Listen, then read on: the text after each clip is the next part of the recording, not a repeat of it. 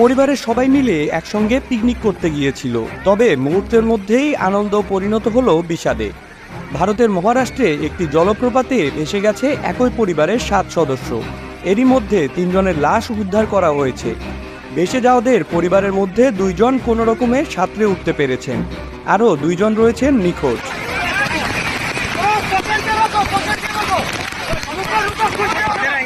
মুম্বাই থেকে 80 কিলোমিটার দক্ষিণ পূর্বে পাহাড়ি শহর লোনাভোলায় আরও শত শত পর্যটকের মতো ওই 7 সদস্যের পরিবারটিও গিয়েছিল ছুটি কাটাতে।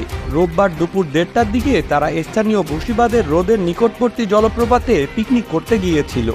এদিন সকাল থেকেই ওই অঞ্চলের ভারী বৃষ্টিপাত হওয়ার কারণে বাঁধের পানি উপচে পড়ছিল। এই পানি যোগ হওয়ায় জলপ্রপাতে পানির প্রবাহ বেড়ে গিয়েছিল।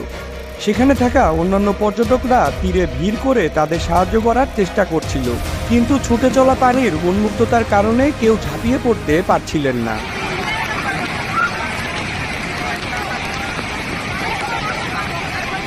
বহু মানুষের চোখের সামনেই ঘটনাটি ঘটেছিল। পুরো ঘটনার ভিডিও সামাজিক যোগাযোগ মাধ্যমে এসেছে। আতঙ্কে জমে যাওয়ার মতো এই ভিডিওটিতে পরিবারের শেষ মুহূর্তগুলো উঠে এসেছে।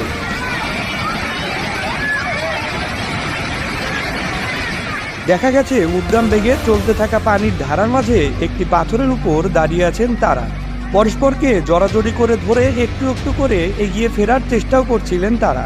অন্যান্য দর্শনার্থীরা নিজেদের মতো করে চেষ্টা করছিল সাধ্যমতো পরিবারটিকে সাহায্য করার। ভিডিওটিতে দেখা যায় কয়েকজন মিলে গাছের শক্তপোক্ত ডাল ও বাকল খুঁজে তাদের বাঁচানোর জন্য চেষ্টা করছে।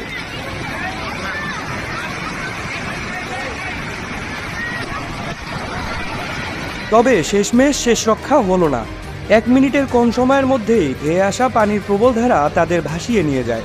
নিচের দিকে ভেসে যেতে যেতে তারা চিৎকার করে তাদের বাঁচানোর জন্য অনুরোধ করতে থাকেন। মর্মান্তিক এই দৃশ্যটি সামাজিক যোগাযোগ মাধ্যমে ছড়িয়ে পড়ার পর থেকে সব দর্শনার্থীদের হৃদয়কে নাড়িয়ে দেয়।